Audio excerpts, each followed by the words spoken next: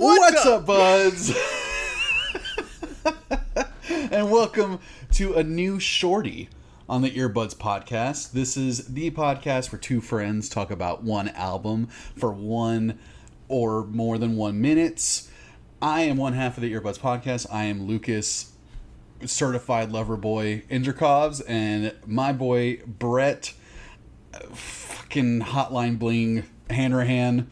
And today, Brett, we just listened to, this is a first reaction, it's a shorty, so we just listened to Drake's newest record called Honestly Nevermind. And let's fucking break it down, man. I don't know what much there is to break down, but the title of the album about says it all. It sounds like... Yeah, it was like after we got done listening to it, we were both like, honestly, you know what? Never mind. Let's not do this episode. Well, it seems like that's what Drake said. He's like, honestly, never mind, whatever. Like, I'll just do it. It sounds like he came up with all the vocals in the studio. It sounds like he busted it out in a week. Yeah, it really sounds like all of the beats were written overnight. So, like, apparently he announced this record, like, yesterday night, or, like, last night on his Instagram. It was kind of a surprise drop. And then last night at midnight, he dropped it. And honestly, I mean, going into this, neither of us really had a lot of good things to say about Drake anyway. Like, I don't think either of us were really expecting to love this album. I personally have never been a huge fan of Drake. No. Yeah, you never have either, right? No, I have not. I've heard his stuff around. It's fine, but, like, not worth having to deal with Drake. No, I mean, I've never really fully understood the hype and the respect he's gotten throughout the years. Like, to me, he's more of a pop artist than a hip-hop artist or a rapper, well, really, to be honest. Yeah. But I do like a handful of songs by his, you know? Like, I do like Hotline Bling. I like, Started From the Bottom or whatever. Like, he does have some good stuff. That's the thing is, like, he's a I don't know who's writing his stuff, because I don't know if he has ghostwriters or whatever, but whoever's writing it, whether it be Drake or whoever else around him, like, they know how to write a song that will end up on the radio and will get literally billions of fucking plays on Spotify. I've never seen that many commas on Spotify before, looking at play numbers, and that blew me away. 1.2, 1.3 billion plays on some of his newest shit. Because I was looking at his newest songs and they had that many plays, and I was thinking, well, fuck, man, his old shit from like 2010, 2012 must have like 2 billion plays. And it seems like he's only gotten bigger, and that his later stuff has gotten more popular than his older stuff, which is kind of weird to me. I mean, as one of the most famous artists, maybe one of the most famous people in the world, he's had a dedicated fan base that has just gotten more and more just like loyal to him for some reason. Yeah, loyal is a good way to put it. It's almost like Drake has a lot of like apologists. Yeah, and it's, I don't know, man. It just seems like such a weird artist to be that for, because like there are so many other artists that are objectively putting more effort into their work and more of themselves, more mind, more heart, more more sincerity, and it's like, why are you defending Drake of all people? I think those people just like to debate, and they like conflict, and they like drama. Yeah, and I think honestly it's there's something kind of insincere about a lot of Drake's music. I've never really taken his music that seriously, and listening to this record, it just felt like passive aggressive breakup songs that were super low effort. I mean, literally the first track on the album is called Intro, and it's just a bunch of like miscellaneous strings. Yeah. And it doesn't flow into the second track at all. The second track flows into the third track like 100 times more smoothly than Intro. Yeah. And when you look at an album that has multiple songs that are 5.5 minutes long, and you think, like, this is a 52-minute long record, did it need an intro track? Did it need 30 seconds of random pads and synths to really set me up for the album? This album really... It's nitpicking, but whatever. No, it's an enigma. It's an enigma to me, this album. Why is it 52 minutes? Why is it 14 songs? It doesn't seem like Drake even wanted to do this. Why was it an unannounced release? It does kind of sound like he's not giving any effort at all. Like, whenever seeing the first track, the intro track called Intro, seeing the album be called Honestly Nevermind, all of it felt low effort from the jump. I mean, it doesn't... He was never trying to, like, say anything with this album, you know, which is fine, but then why... It's fine. Why is it called Honestly Nevermind, which seems like it might be something... I mean, how passive-aggressive does that sound already? I don't know, You know what? Honestly, never mind. Like, let's just not even talk about it anymore. It's just... I don't know. I think... Again, Drake has never really impressed me, so we're two people who aren't fans of his anyway, to begin with. So then we went into this record that, you know... Inherently, a 52-minute long record isn't inherently a bad thing. That doesn't automatically make me not want to like it. Yeah. But it's literally 52 minutes of the exact same song. There are 14 songs on here that are the same fucking song. And again, the type of music style it is, which we'll get into that, which is weird for Drake, like kind of lends to all the songs are going to sound the same anyway. But then you have the super low effort singing and the lyrics on the album that you have almost minute-long parts that he's just repeating the same line over and over and over again. God damn, the whole album was just so fucking boring to me. There are a lot of choices that they make, like the outros. There are a lot of extremely repetitive outros on this album, and like 1 to 2 minute long outros that don't need to be there, which make the song 5.5 minutes, which is completely unnecessary. Right. And in just the...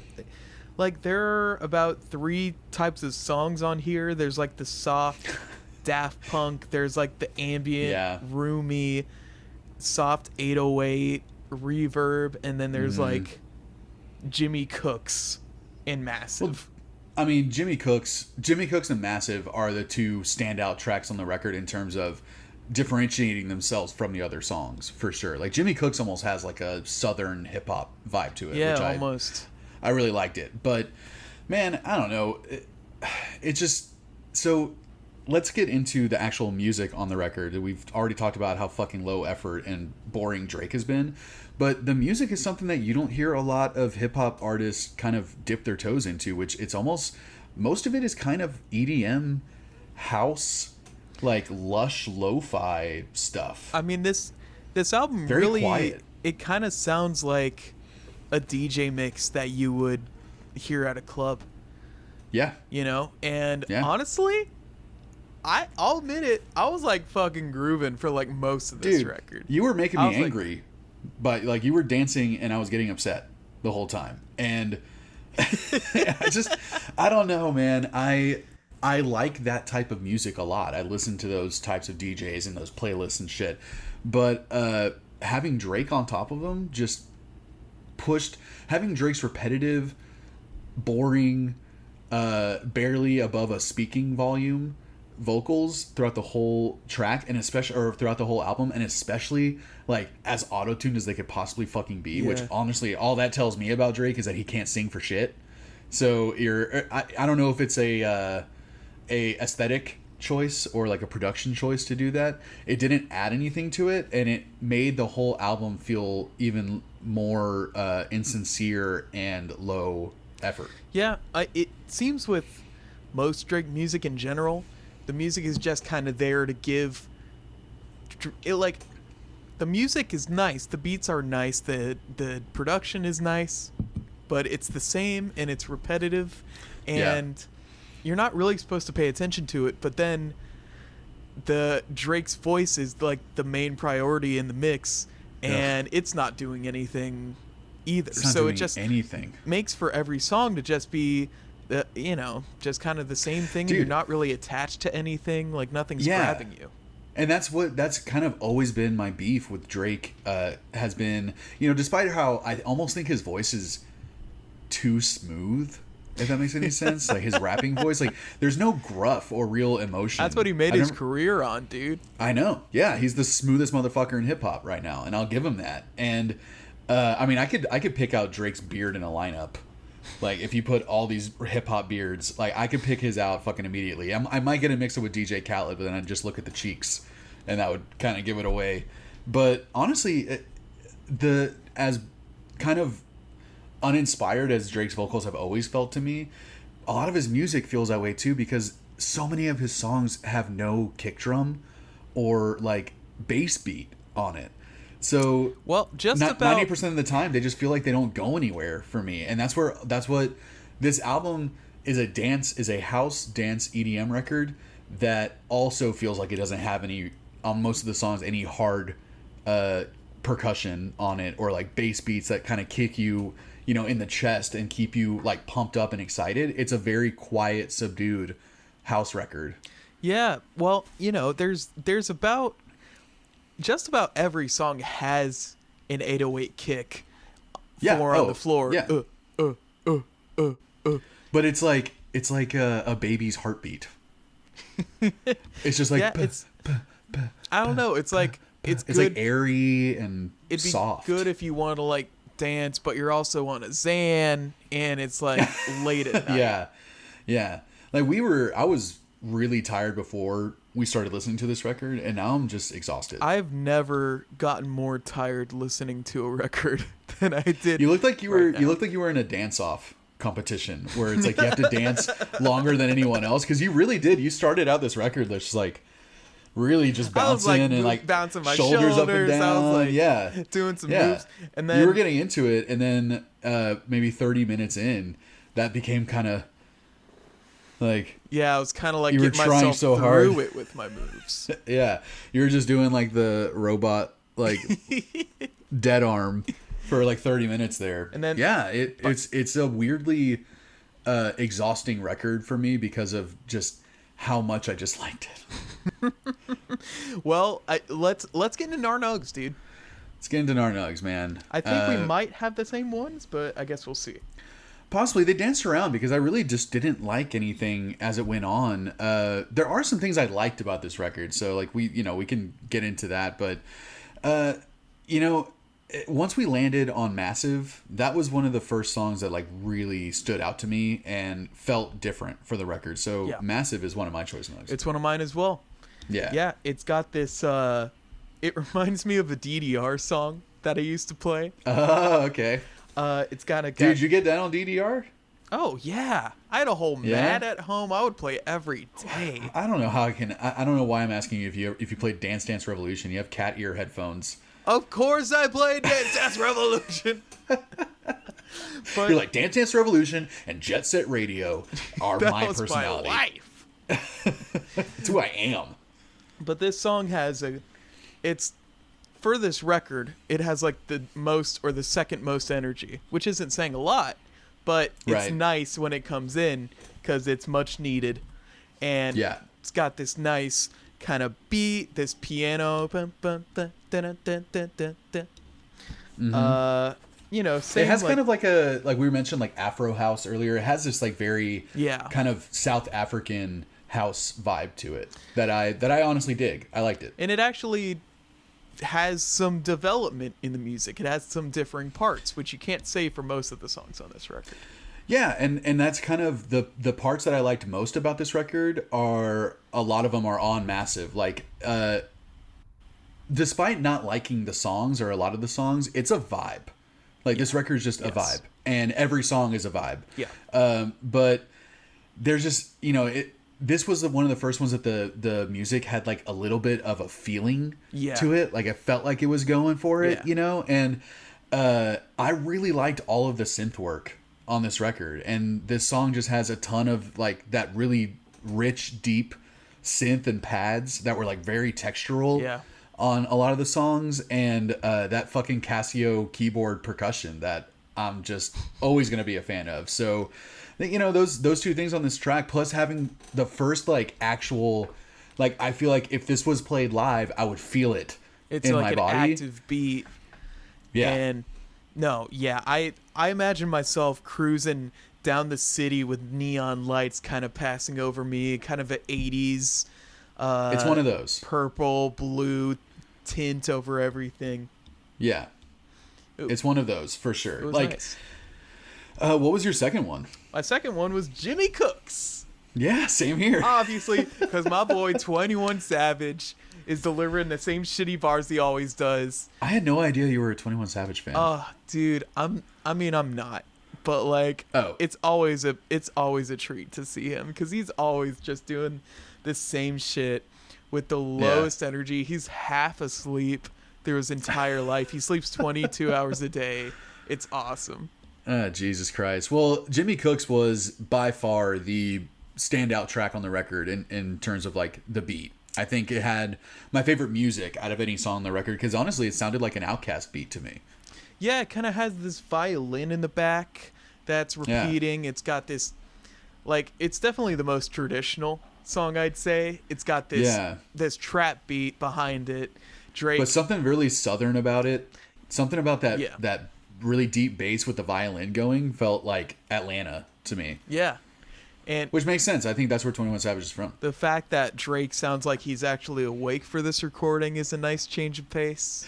Yeah, but even then, it's one of my favorite songs on the record, and I didn't really like what Drake or 21 Savage did on it. I just like the beat that much that I'm like, that's it. That's the one. I mean, yeah. It was... Yeah. I had kind of an honorable mention, Sticky. I liked... One of my favorite parts of this album was the vocals in the background. Yeah. And like on Sticky, it's kind of that one had like a tremolo. Yeah, it had like a weird tremolo kind of like pad synth background vocal thing going on, which I like. I liked the bed squeaking on Currents. I thought that was funny. I fucking hated that. Dude. I mean, it's a bad sign when you literally can't tell when one song ends and the next one begins. And that happened 3 or 4 times on this record. Yeah, it's kind of hard to know sometimes. Yeah, I would just notice a change in the melody. I'm like, oh, weird. He's like doing a different melody like halfway through the song. And then I open it up and I'm like, oh, I'm a minute into the next track and had no fucking idea. Yep. Yeah. I mean, did you have any other honorable mentions? Because I didn't. Nope, that was it, man. The rest of the album, you could take 3 songs from the album and that would encapsulate the entirety of it. For sure. So what are you going to rate this? Yeah, man. Like obviously I did not like this very much at all. There were some things I did like literally every song is a vibe. I can't deny it. Yeah. I have a feeling I'm going to hear this on the beach like every fucking day this summer, and it might grow on me if that's the case. But every song has a feeling to it, and I don't hate the feeling, but the thing I liked least on this record was Drake. So I liked all the synth. I loved all the synth. I love the percussion that they used throughout the whole thing. It's very 80s, 90s dance synthesizer, very house vibes. Yeah. Liked all that stuff. But, I mean, his voice sounds weak. I feel like he can't sing. All the lyrics were so repetitive, it almost became maddening at times. All the songs are catchy, but that's pretty much it. I'm going to have to give it, like, a 2.0. A 2. Yeah, I mean, out of 10. I want to clarify. Out of 10. Yeah. No. Yeah. Yeah. Through the entire album, you were just getting more and more frustrated. Yeah. And so this makes a lot of sense. I'm gonna rate it a little bit higher, just because like I figured. I mean, you literally danced at times. I was just grooving. You know. I was upset. I don't know if I was like grumpy, if I was in an impatient mood, this album would be unbearable. But today I'm in the kind of mood where I want to go out and I want to dance a little bit, and this is kind of the music that I would go out to. It's getting you ready. So I was grooving. By the time half of the album was finished, I was like getting tired and sleepy. Yeah. This album is an enigma to me. Nothing about it makes any sense. But it's, safe, accessible. There's no risk. It's just put it on the background in the party. Yep. And I don't know, man. I'm not going to come back to it. I'm sure people are going to do this type of music way better, way more interesting. I feel like some of the beats are like I feel bad that we couldn't use some of the beats for better rappers and develop the beats a little bit more. Like the potential was kind of ruined. Yeah, I kind of feel like Drake has done stuff like this similarly in the past, and he's done it better than he did on this record too. And so with all that being said, I'm gonna give it like a 4.4. You know? All right. Sure. You know, whatever. Take it or leave it. If it's on, it's on. It's not offensive, but it's nothing new. I mean, I'm sure there's going to be a ton of people that could not disagree with us more. So, guys, let us know what y'all thought of this record. Leave us a comment. Tell us how we're wrong. Like, I want to know why people like Drake so much. And I want to know if you really love this album, tell us why. Like, we're open to, dissenting opinion. We're just two dudes, and we already went into this not liking the guy to begin with. So he just kind of caught the wrath of Lucas and Brett today. But let us know what y'all think. What did I say something wrong? No, I think I feel like we were pretty nice. I feel like all the Drake stans are... I didn't want to be. I think y'all could find some much crueler, more merciless people. Maybe so. But let us know what y'all thought. Fucking give us a follow on Instagram at EVPcast. Find us on Spotify, anywhere that you can listen to podcasts. We have some exciting news coming up soon. We're going to have a whole bunch of shorties that we're going to be doing every single week, so keep looking forward to that. Brett, anything else you wanted to plug, man? Yeah. Go ahead and check out the Earbuds podcast. It's a podcast I work on with my buddy. Yeah. You can check it on Instagram, YouTube, Apple Music, stuff like that. I like it. I don't think I mentioned that. Thank you. Yeah, you're welcome. Yeah. Brett, what would you rate this episode? I'll rate this episode a 10 out of 10. You got me. I'm going to rate it a 0. And I guess this was fine. Lucas, this was good. Bye, buddies. Bye,